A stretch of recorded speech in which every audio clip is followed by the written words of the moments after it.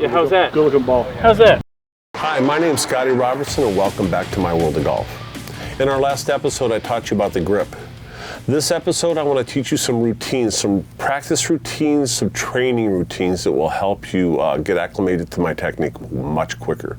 And you need all of these to work together. So again, as I said in the last episode, don't be in a hurry. Make sure you learn all of these. That's why I'm releasing them one after another so that you have all the information you need to learn this technique. So don't be in a hurry.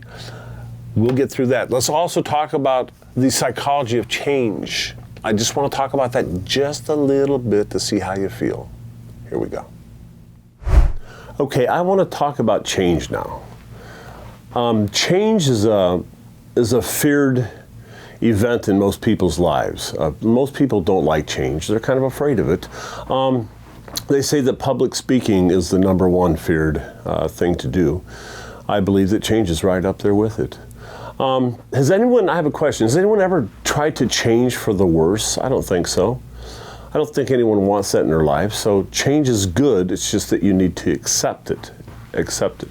I'll just talk about my life and what it did to my life just for a second as far as change goes.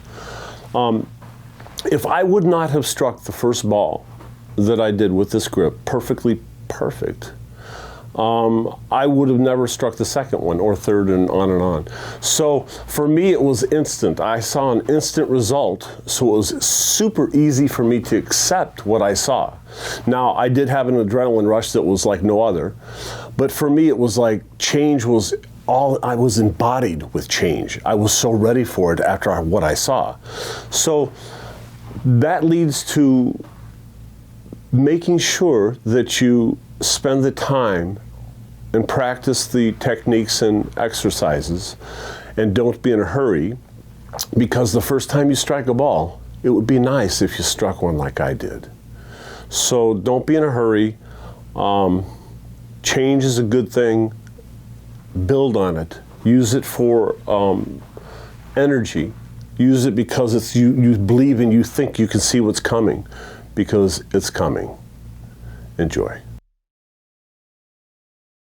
So let me show you now how I address the ball. With almost every shot, I address it the same way, almost. So let's work with that. Let's start with your feet. I like to take my feet and widen my stance to just outside of the width of my shoulders. So I'm not too close in here, and I'm certainly not wide out here. I'm just beyond the width of my shoulders, or even with my shoulders. I like to keep my shoulders as level with the ground as I can. Now, the right side is always going to be a little bit lower, but feeling like I'm relatively level, okay? Again, I play the ball in the middle of my stance, so you get your shoes just out your shoulders width. I like to bend my knees and get comfortable, and then you get your club. When you get your club, again, middle of the stance is where I'm playing it, I like to put the club behind the ball and slightly press the shaft forward of the ball. So it looks like this. Get my grip and then slightly press forward here. I don't like my hands behind, and I certainly don't want an over press. We just want to, again, ball's in the middle of the stance, get your shoes just out your shoulders width, get your grip, lay your club down behind the ball, and then slightly press your hands forward like that. Now at this time, it looks like the club face is going to be open to you, meaning that I don't want to close it or have a hooded look. So what I'm saying here is that your club face, rather than being, and we'll look at this angle right here, rather than being closed like this or too open like this, I have it just slightly open like that. Get your grip over the ball here, and then slightly press forward. That's what that looks like. So that's how I address the ball. It's almost the same way with every club. Play the ball in the middle of your stance. Get your shoes out here, just about shoulders width. Get comfortable with your knees. Bend those knees and get comfortable. Nothing's really just rigid and straight. Put the club behind the ball, slightly press forward, and you're ready to pull the trigger. That's how I address the ball. Let me explain now what your right side is doing in your backswing. This is kind of important, so really pay attention to this one. Again, we're addressed where our shoes are just out the side, the shoulders width. The ball's in the middle of the stance. I want you to take your left hand and place it behind your back like this. Let's get rid of the left hand. And let's take your right hand and let's lay your hand down in front of you like this and press it to here just like this in front of you. And act like you have a club in it. So it kind of looks like this. So we have a club in our hand. I want to pull my right hand at this time up to this position. Now I've created a 90-degree right here. And that's the position we want to be in. A lot of people say, oh my gosh, that's too high-handed. High-handed is really good in the golf swing. Let's do that again. Over the ball, you get your hand like this, you press it like this. So you're pressing forward and you pull it up to this position. Now when I say this position, I'm behind my right ear over here. Let's look at it from this angle a little bit right here. I'm going to pull it up to this position right here. So it looks like this, just like that. Now when I pull it back, I'm not pulling outside over here, and I'm not pulling way inside here. I'm just going to go ahead and get comfortable here again and pull up to this position right here. One more time, right here. That's what your right side is going to do in this swing. We don't want to be where we're wavering from that. We want to get this down. You really want to get this down, so practice this. One more time here. Hands here, press like this, up to this position, up to this position, just like that. That's what your right side's going to do. Okay, now I want to show you a coordination exercise I came up with that really helps you. So practice this one. Let's begin. It starts like this. Again, we placed our right hand and we learned the right side move, right? It's where I put your hand behind your back, we went to here, we pulled up to this position. Now we're going to incorporate your left hand as well. And what it looks like is this. Get your stance again, shoes are just outside your shoulders width.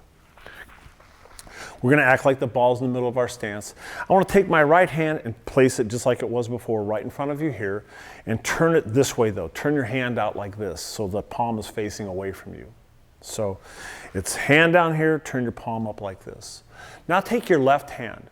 Take your left arm, bring it across and bend it like this, bend it at the elbow. Place it just over the top of your right hand and try to keep the hands in the same angle. So again, here, hand open here, left hand comes in, arm is bent and is like this. Now I want to take from this position and I want to pull it up to that right side move position. So it looks like this. Let's try that again. Hand here, pull it up to this position. At this time, I want you to notice that there's an A forming with both of my elbows in my backswing. And that means it looks like this. I'm pulling my hands up to this position. Do you see right here? I'm creating an A. And I'll do it one more time so you can see it. Up to this position right here. This is behind my right ear where it was with the right side move. And my left hand is coming up with it and forming a perfect A that my elbows are even or level with the ground. It's very important because we don't want to be here and we don't want to be around here. We want to pull up to this position right here. And you try to maintain your hands maybe 6 to 8 inches apart when you're doing this. Don't let them separate. Pull them up just like that. Now, on the way down, it's important that we create and swing through what's called the swing plane. And what that means is with a swing plane, it means that it travels, your swing travels through this circle. And the best way to illustrate that is I'm going to go like this. And you can see this club swinging around like this, and it stays in that same circle like that. That's a swing plane. So when we're practicing this coordination exercise, what I want to do is be careful to stay in the swing plane. So hand is here again, left hand is here. Pull it up to this position here. When you come down, you turn your hands over like this. So you turn them over like this, and you finish up here. Another angle, one more time. Hands here, pull up to this position here. When you come down, I want you to come down through like this, turning your hands over to this position, and then up the line, or up the swing plane. One more time here. Get your stance, get your hands over the top, up here, down through and up the line. Up here, down through and up the line. Now look at on this side. I have that A created on this side where these two elbows are level with the ground, or even with the ground. So, back up here, down this imaginary swing plane here, and then up this line, just like that. There's another thing that you can do at this time. You can actually take your chin and use your shoulders to make sure you're in the same position. Meaning this, when I get to here, my chin is going to be buried into this left shoulder. So when I'm back here, chin's buried in the left shoulder.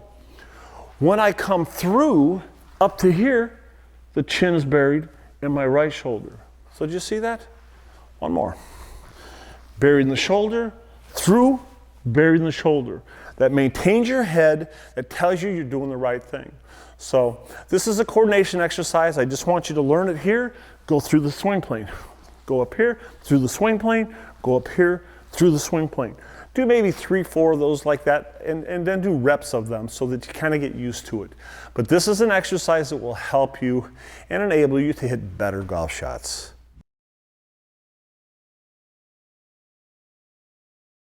Let's talk about the swing plane now. Swing plane is really important that we stay in it. I see a lot of people turn at their hips a lot with their golf swing, and I don't do that a lot. I use more of a lateral move, meaning that I don't do a lot of twisting and turning. I do a lot of this where I just kind of take it back to here and then fire through it like this, because I believe in firing down the line. It makes a lot of sense to me. Here's a swing plane. Let's talk about when you address the ball again. If you want to address the ball and hit the ball this way, you try to kind of take your toes toward the target. So you try to address the ball where you're lining up your toes with the target. And it's not going to work that way for everyone because everyone's a little different. Some people like an open stance, some people like a closed stance, and it really doesn't matter. But what matters is where, when you're coming through the ball, where that swing plane is, because that's what's going to make the ball go straight and far. Okay, so I'm going to, just for illustration, I'm going to use my toes in this line and say that that's my target line. An open stance would be where you're used to doing this a little bit, and a closed stance would be where you're closing your stance a bit. But just for everyone's sake, I'm going to go ahead and just say that this is my target line, and I'm going to line my toes up with my target line. When I line that up, this is the swing plane. I like to swing inside out about 15 degrees or so. And what that's going to do is going to produce a slight draw on the ball. Okay? I don't like to cut the ball. In fact, I can barely cut the ball. But I like it straight or a slight draw. Something I can count on. So, back to this. We address the target line with our toes so that it's lined up like that. And we see the swing plane is right here. And again, what that means is this club head, or this club, should travel through the swing plane up here and then up to this position. Up here and then up to this position. That's what it looks like. So, let's make a swing. Toes are square to the target line. I see about a 15-degree inside-out move there for the swing plane. You get your grip. And remember earlier we talked about the club not being closed too much or open too much? It was just slightly open looking. Well, that's because it was open that 15 degrees to get square to my swing plane. Did you get that? So I'm not going to get on this swing plane, line up my toes, and then close the face down like this to where I'm going to hit it over here. I'm going to swing and line up that club head through that swing plane. Let's do that again. Toes are lined up with the target. Get your club down. You're playing the ball in the middle of the stance. And you looks like it's slightly open, but it's really square to the swing plane. You get your grip, you're over the ball, you get comfortable, you pull the club up the swing plane like this, up to this position, and you come down and fire down through and up to this position. Remember the A's, so we're not going where we're gonna torque around and go like this. We're not gonna swing around our hips, and we're certainly not gonna go up here and swing out like this. We're going to try to maintain and stay in the swing plane. So this is what it looks like, guys. Just like this. Up here, down through here, up here, down through there, up here, down through there. Maintaining that club head and that shaft through the swing plane. So it's very important to do that. Try not to do a lot of hip twisting. Try to do more of a lateral move again, where you're kind of just taking your body weight, bringing it back away from the target, and then down through and up to the target. That's how I address the ball. That's how you swing through the ball, staying in the correct swing plane. practice that one. Okay, now I want to teach you an exercise I call cutting the grass. This cutting the grass exercise is absolutely the key to success with this technique. I mean to tell you, there is nothing that's going to teach you quicker or be more impactful in your swing than this cutting the grass. Starts like this. Remember at the beginning, we started with a low, slow swing, nice and low and slow. Well, we're going to do the same thing, but now we're going to be on grass. So find yourself a driving range, a park, your backyard, but somewhere where you can make a divot, and bring a 7-iron with you and a glove. That's all you need. 7-iron glove and a piece of grass. Go out to the grass, put your feet together just like we did before, and we're going to take a nice little swing, nice little slow controlled swing. Get your grip, play it at the back of your stance again, and we'll roll that toe up and just come through and make a little divot like that. And we'll do it again. And then we'll do it again, and you'll do it again, and you'll do it again, just like that. Now remember earlier I talked about your chin going into your shoulders. Cutting the grass, it's the same thing. You want your chin to get into those shoulders. So back to this again, feet are together, get your spot. You want to create a little divot here. When you're making this swing, this low, slow swing, low and slow swing, watch where my chin is, right here, into that shoulder, and then when I follow through, same thing. So our head's not moving all around. Let me give you another angle here. Here, here, just like this, up, down through here, up, down through here, up, down through here, up, and down through there. Now I'd like you to do about 10 reps. So 10 swings like this. 10 times you swing through it like this, hitting the same spot over and over and over. And what you're trying to do is create a nice square long divot at this time. That long divot is going to become a training device for you, meaning that it's a slot that you actually drop into every time. And what we're trying to do here is get muscle memory, so that only makes sense. So first time, feet together, back here, 10 swings, maybe take about a 30-second break, 10 more, another break, 10 more. So that's 3 reps of 10 swings, low and slow. Same thing, we'll put our feet together, and now we're gonna go with a fuller swing. Use that same divot. Now we have a divot, set the club in the divot, pull it up, higher swing, through the ball. Higher swing, through the ball, just like this. Burying that chin into those shoulders, just like this. Finishing high, handed up here. Finishing high, handed up there. Again, about 10 swings, and let's do 3 more reps, just like you did the first time. Okay, so our feet together, we start low and slow, and then we progress into a fuller swing. Now, after you've done that, take a little bit of a break, come back to it, and let's open up our stance now. Now our stance is open, and we're gonna take a low swing again. So it looks like this. Get in that divot, slightly press forward, up here, like this, through it. Up here, through it. Up here, through it, up here, through it, and you do about 10 swings again. Staying in that slot. The whole goal is to get that club head to travel back to square at impact and through and up through that divot. We'll go from there to a full swing. Set it back in that divot, get to a full swing. Up here, down here. Up here, down here, up here, down here, up here, down there. Now naturally, if your hands come off the club or your grip's not correct, re-grip it and start again. But we'll do 10 swings through here, about 3 reps again. I suggest that you go out and do this for a couple weeks. I like to do it probably 2 or 3 times a day myself. Do it for a couple weeks. It's gonna advance you. You're gonna learn the technique way faster. You're gonna be successful way quicker. I'll see you on the course. Okay, so we need to practice. Everyone needs to practice these techniques. Do not just settle. Don't just say, okay, I don't really have to work on that. Cutting the grass is undoubtedly the key to success with my technique. So please put time into that one. Next episode, I'm gonna have we'll call him a professor scientist that is going to begin a conversation with me about figuring out why and cracking the case of why does my technique work. Next episode. I'll see you then.